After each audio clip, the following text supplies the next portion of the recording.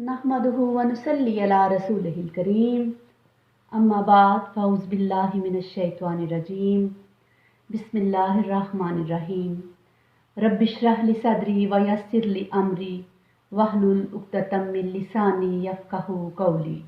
रब्बी ज़िदनी इल्मा। आज हम सूरतुल काफ़िरून के हवाले से नाम, ज़माने नज़ूल, तारीख़ी पस मंज़र, उसके मौजू और मज़मून को जानने की कोशिश करेंगे। बिस्मिल्लाहिर्रहमानिर्रहीम। शुरू अल्लाह के नाम से जो बड़ा मेहरबान निहायत रहम वाला है। हज़रत अब्दुल्ला बिन मसूद रज़ियल्लाहु ताला अन्हा, हज़रत हसन बसरी रहमतुल्लाह अलैह और इकरमा रहमतुल्लाह अलैह कहते हैं कि ये सूरत मक्की है। हज़रत अब्दुल्ला बिन ज़ुबैर कहते हैं कि ये मदनी है और हज़रत अब्दुल्ला बिन अब्बास और कतादा से दो कौल मनकूल हुए हैं, एक ये कि ये मक्की है और दूसरा ये कि मदनी। लेकिन जमहूर मुफस्सरीन के नज़दीक ये मक्की सूरत है और इसका मज़मून खुद इसके मक्की होने पर दलालत करता है। जैसा कि हम जानते हैं कि सूरतुल काफ़िरून का नाम जो है, उसकी पहली आयत कुल या अय्युहल काफ़िरून के लफ्ज़ को ही इसका नाम दे दिया गया है। अगर इसके तारीख़ी पस मंज़र को देखें तो मक्का मुअज़्ज़मा में एक दौर ऐसा गुज़रा है जब नबी सल्लल्लाहु अलैहि वसल्लम की दावत इस्लाम के खिलाफ कुरैश के मुशरिकीन ने मुखालफत का तूफ़ान बर्पा कर दिया था। अगरचे के मुशरिक माशरे में मुखालफत का तूफ़ान तो बर्पा हो चुका था, लेकिन अभी तक कुरैश के जो सरदार थे इस बात से बिल्कुल मायूस नहीं हुए थे कि वो नबी पाक सल्लल्लाहु अलैहि वसल्लम को किसी न किसी तरह मुसालहत पर आमादा कर सकेंगे। इसलिए वो वक्तन फ़वक्तन नबी पाक सल्लल्लाहु अलैहि वसल्लम के पास मुसालहत की मुख्तलिफ तजवीज़ें लेकर आते रहते ताकि आप सल्लल्लाहु अलैहि वसल्लम उनमें से किसी एक को मान लें।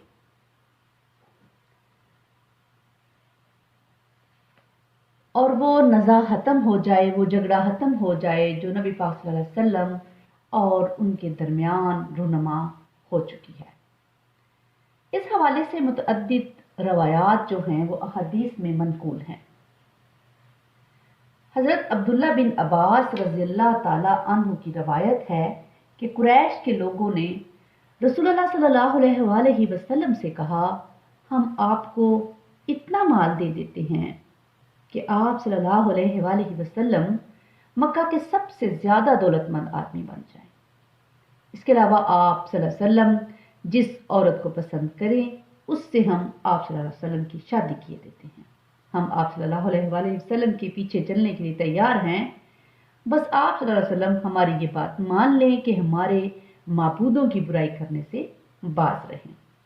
अगरचे कि ये बात आप सल्लल्लाहु अलैहि वसल्लम को मंजूर नहीं, तो हम एक और तजवीज़ भी आपके सामने पेश करते हैं जिसमें आप सल्लल्लाहु अलैहि वसल्लम की भलाई भी है और हमारी भी है। नबी पाक सल्लल्लाहु अलैहि वसल्लम ने पूछा, वो क्या है? उन्होंने कहा, एक साल आप हमारे माबूदों लात और उज़्ज़ा की इबादत करें और एक साल हम आप सल्लल्लाहु अलैहि वसल्लम के माबूद की इबादत करें। हुज़ूर सल्लल्लाहु अलैहि वसल्लम ने फरमाया, अच्छा ठहरो, मैं देखता हूं कि मेरे रब की तरफ से क्या हुक्म आता है। इसका यह मतलब नहीं कि नबी पाक सल्लल्लाहु अलैहि वसल्लम किसी दर्जे में भी इस तजवीज़ को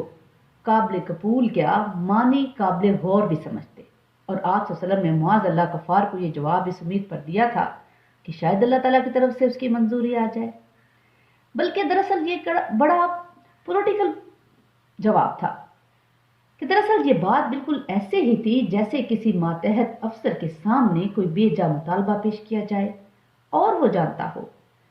कि उसकी हुकूमत के लिए ये मुतालबा काबिल कबूल नहीं है, मगर वो खुद साफ इनकार कर देने की बजाय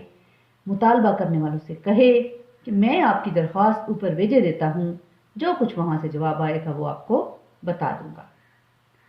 इससे ये फर्क वाज़ा हो जाता है कि मातहत अफसर अगर खुद इनकार कर देगा तो लोगों का दोबारा इसरार जारी हो जाएगा।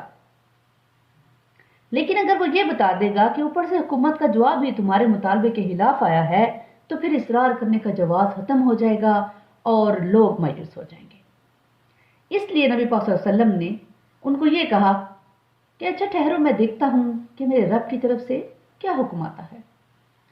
اس پر وحی نازل ہوئی، قل یا ایھا الکافرون، اور یہ بھی کہ قل افغیر اللہ تأمرونی اعبد ایھا الجاہلون، سورہ زمر کی آیت نمبر 64۔ ان سے کہو اے نادانو، کیا تم مجھ سے یہ کہتے ہو کہ اللہ کے سوا میں کسی اور کی عبادت کروں؟ اس کو ابن جریر، ابن ابی حاتم اور طبرانی نے روایت کیا ہے۔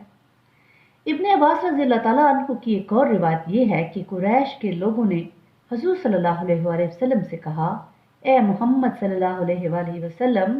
اگر تم ہمارے معبود بتوں کو چوم لو تو ہم تمہارے معبود کی عبادت کریں گے۔ اس پر یہ صورت نازل ہوئی۔ اس کے علاوہ سعید بن مینا ابو البختری کے آزاد کردہ غلام تھے، ان سے روایت ہے کہ ولید بن مغیرہ، عاص بن وائل، اسود بن المطلب اور امیہ بن خلف رسول اللہ صلی اللہ علیہ وسلم سے ملے اور آپ صلی اللہ علیہ وآلہ وسلم سے کہا، اے محمد، آؤ ہم تمہارے معبود کی عبادت کرتے ہیں اور تم ہمارے معبود کی عبادت کرو، اور ہم اپنے سارے کاموں میں تمہیں شریک کیے لیتے ہیں۔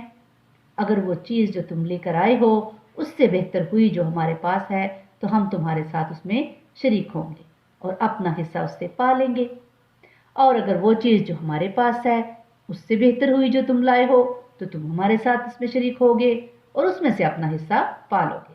اس پر اللہ تعالیٰ نے یہ وحی نازل فرمائی کہ قل یا ایھا الکافرون، یہ سورت اللہ پاک نے نازل فرمائی۔ ابن جریر اور ابن ابی حاتم، ابن ہشام نے بھی اس سیرت میں اس واقعے کو نقل کیا ہے۔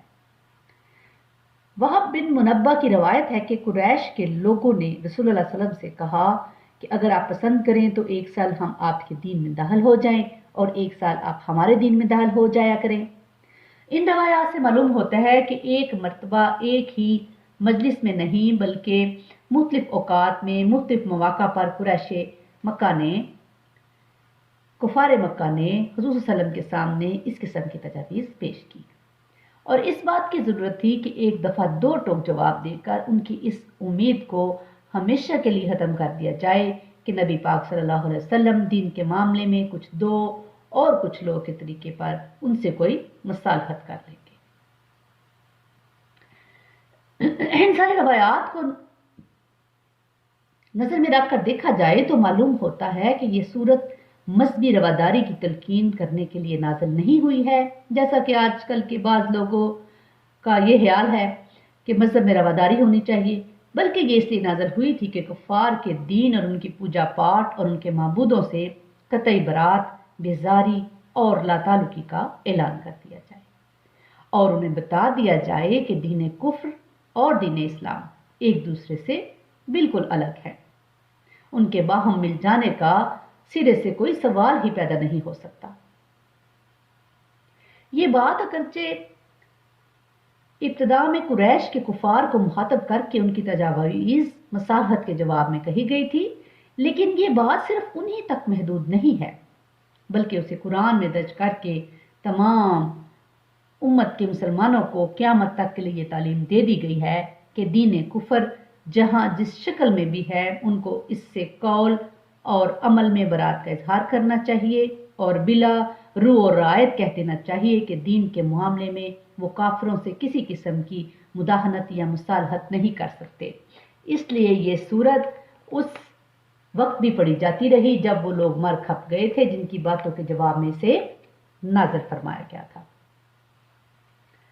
اور دوسرے لوگ بھی مسلمان ہونے کے بعد اسے پڑھتے رہے جو اس کے نزول کے زمانے میں کافر اور مشرک تھے، اور ان کے گزر جانے کے بعد آج بھی صدیاں گزر گئی ہیں مسلمان اس کو پڑھتے ہیں، کیونکہ کفر اور کافری سے بیزاری اور لا تعلقی ہمارے ایمان کا دائمی تقاضا ہے۔ رسول اللہ صلی اللہ علیہ وسلم کی نگاہ میں اس صورت کی کیا اہمیت تھی، اس کا اندازہ ہم ایسے لگا سکتے ہیں کہ ایک دفعہ حضرت عبداللہ بن عمر رضی اللہ تعالیٰ عنہ کی روایت ہے کہ میں نے بارہا حضور صلی اللہ علیہ وسلم کو فجر کی نماز سے پہلے اور مغرب کی نماز کے بعد کی رکعتوں میں قل یا ایھا الکافرون اور قل ھو اللہ احد پڑھتے دیکھا۔ اس مضمون کی متعدد روایات تھوڑے بہت لفظی اختلافات کے ساتھ امام احمد، ترمذی، نسائی، ابن ماجہ، ابن حبان اور ابن مردویہ نے ابن عمر رضی اللہ تعالیٰ عنہ سے نقل کی ہیں۔ حضرت حباب رضی اللہ تعالیٰ عنہ کہتے ہیں کہ نبی صلی اللہ علیہ وسلم نے مجھ سے فرمایا کہ جب تم سونے کے لیے اپنے بستر پر لیٹو تو قل یا ایھا الکافرون پڑھ لیا کرو، اور حضور صلی اللہ علیہ وسلم کا خود بھی یہی طریقہ تھا کہ جب آپ صلی اللہ علیہ وآلہ وسلم سونے کے لیے لیٹتے تو یہ سورت پڑھ لیا کرتے تھے۔ ابن عباس رضی اللہ تعالیٰ عنہ کا بیان ہے کہ نبی پاک صلی اللہ علیہ وسلم نے لوگوں سے فرمایا، میں تمہیں بتاؤں وہ کلمہ جو تم کو شرک سے محفوظ رکھنے والا ہے، وہ یہ ہے کہ سوتے وقت قل یا ایھا الکافرون پڑھ لیا کرو۔ حضرت انس رضی اللہ تعالیٰ عنہ کہتے ہیں کہ رسول اللہ صلی اللہ علیہ وآلہ وسلم نے حضرت معاذ رضی اللہ تعالیٰ عنہ سے فرمایا، سوتے وقت قل یا ایھا الکافرون پڑھ لیا کرو کیونکہ یہ شرک سے برات ہے۔ فروا بن نوفل اور عبد الرحمن بن نوفل دونوں کا بیان ہے کہ ان کے والد نوفل بن معاویہ نے رسول اللہ صلی اللہ علیہ وسلم سے عرض کی کہ مجھے کوئی ایسی چیز بتا دیجئے جس سے میں سوتے وقت پڑھ لیا کروں۔ آپ صلی اللہ علیہ وسلم نے فرمایا، قل یا ایھا الکافرون آخر تک پڑھ کر سو جایا کرو کیونکہ یہ شرک سے برات ہے۔ مسند احمد، ابو داؤد، ترمذی، نسائی، ابن ابی شیبہ، حاکم، ابن مردویہ، بہقی فی الشعب میں یہ روایات جو ہیں منقول ہیں۔ اور ایسے ہی درخواست حضرت زید بن حارثہ رضی اللہ تعالیٰ عنہ کے بھائی حضرت جبلہ رضی اللہ تعالیٰ عنہ نے حضور صلی اللہ علیہ وسلم سے کی تھی، اور ان کو بھی نبی پاک صلی اللہ علیہ وسلم نے یہی جواب دیا تھا۔ اس کو مسند احمد اور طبرانی میں روایت کو نقل کیا گیا ہے۔ یہ تھی کچھ اہم باتیں جو آپ کے ساتھ شیئر کی۔ اللہ تعالیٰ ہمیں اس صورت کو جیسے کہ نبی پاک صلی اللہ علیہ وسلم کی سنت کے مطابق نفلوں میں اور اس کے علاوہ رات کو سونے سے پہلے پڑھنے کی توفیق عطا فرمائے، اور اللہ تعالیٰ ہمارے دلوں میں قرآن سے محبت اور شوق اور ہمارے سینوں کو قرآن سے منور فرما دے، اور اللہ تعالیٰ قرآن پاک کو پڑھنے، سمجھنے اور